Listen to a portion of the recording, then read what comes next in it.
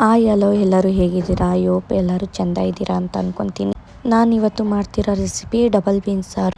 ಸಿಂಪಲ್ಲಾಗಿ ತುಂಬ ಟೇಸ್ಟಿಯಾಗಿ ಹೇಗೆ ಮಾಡೋದು ನೋಡೋಣ ಬನ್ನಿ.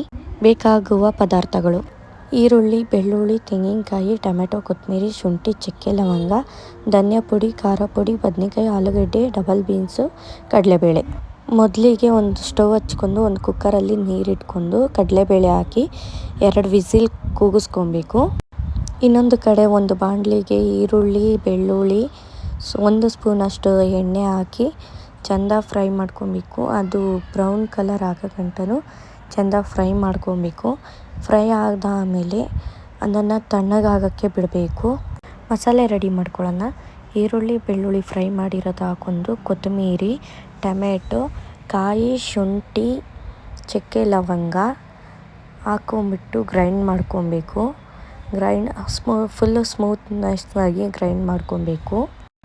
ಗ್ರೈಂಡ್ ಆದಮೇಲೆ ಅದಕ್ಕೆ ಧನಿಯಾ ಪುಡಿ, ಖಾರ ಪುಡಿ ಹಾಕ್ಕೊಂಡು ಗ್ರೈಂಡ್ ಮಾಡ್ಕೊಬೇಕು. ಮತ್ತು ಕಡಲೆಬೇಳೆ ಕೂಗಿಸ್ಕೊಂಡಿದ್ದೀವಲ್ಲ, ಸೊ ಅದಕ್ಕೆ ಡಬಲ್ ಬೀನ್ಸ್ ಕಾಳು ಹಾಕಿ ಅದ್ರ ಜೊತೆ ಆಲೂಗಡ್ಡೆ ಹಾಕಿ ಮತ್ತೆ 2 whistle ಕೂಗಿಸ್ಕೊಬೇಕು.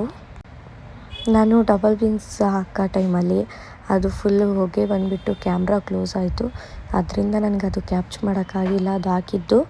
So double beans first ಕಡಲೆಬೇಳೆ ಕೂಗಿಸ್ಕೊಂಡಿರ್ತೀವಿ, ಅದಕ್ಕೆ ತಿರ್ಗಾ ಡಬಲ್ ಬೀನ್ಸ್ ಹಾಕಿ ಆಲೂಗಡ್ಡೆ ಹಾಕಿ ಕೂಗಿಸ್ಕೊಂಬಿಟ್ಟು 2 ವಿಸಿಲ್ಸ್ ಕೂಗಿಸ್ಕೊಬೇಕು. ರುಚಿಗೆ ತಕ್ಕಷ್ಟು ಉಪ್ಪು ಹಾಕ್ಕೊಂಬಿಟ್ಟು ಲಿಡ್ ಕ್ಲೋಸ್ ಮಾಡಿ 2 ವಿಸಿಲ್ಸ್ ಕೂಗಿಸ್ಕೊಬೇಕು. ಕುಕ್ಕರ್ ತಣ್ಣಗಾದಮೇಲೆ ಲಿಡ್ ಓಪನ್ ಮಾಡಿಬಿಟ್ಟು ಕಟ್ ಮಾಡ್ಕೊಂಡಿರೋ ಬದನೆಕಾಯಿನ ನೀರಲ್ಲಿ ಚೆಂದ ವಾಶ್ ಮಾಡ್ಕೊಬೇಕು. ವಾಶ್ ಆದಮೇಲೆ ಅದಕ್ಕೆ ಕುದೀತಿರೋ ನೀರೊಳಗಡೆ ಬದನೆಕಾಯಿ ಹಾಕಿ 2 ಮಿನಿಟ್ಸ್ ಕುದಿಯೋಕ್ಕೆ ಬಿಡಬೇಕು. 2 ಮಿನಿಟ್ಸ್ ಕುಡ್ತಾ ಆಮೇಲೆ ರುಬ್ಬಿಟ್ಕೊಂಡಿರೋ ಮಸಾಲೆನ ಅದಕ್ಕೆ ಮಿಕ್ಸ್ ಮಾಡ್ಕೊಬೇಕು. ಚೆಂದ ಮಿಕ್ಸ್ ಮಾಡ್ಕೊಂಬಿಟ್ಟು ಮಸಾಲೆ ಸಾರು ಕುದಿ ಬರೋ ಅಷ್ಟರಲ್ಲಿ ನಾವು ಒಗ್ಗರಣೆಗೆ ರೆಡಿ ಮಾಡ್ಕೊಳ್ಳೋಣ.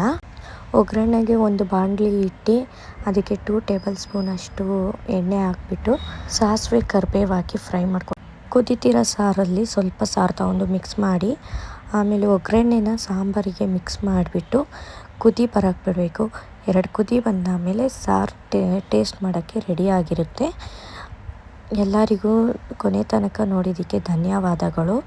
ನನ್ನ ರೆಸಿಪಿನ ನೀವು ಟ್ರೈ ಮಾಡಿ, ಮನೆಯಲ್ಲಿ ನೀವು ಟ್ರೈ ಮಾಡಿ ಹೇಗಿದೆ ಅಂತ ಕಮೆಂಟ್ ಬಾಕ್ಸಲ್ಲಿ ಕಮೆಂಟ್ ಮಾಡಿ.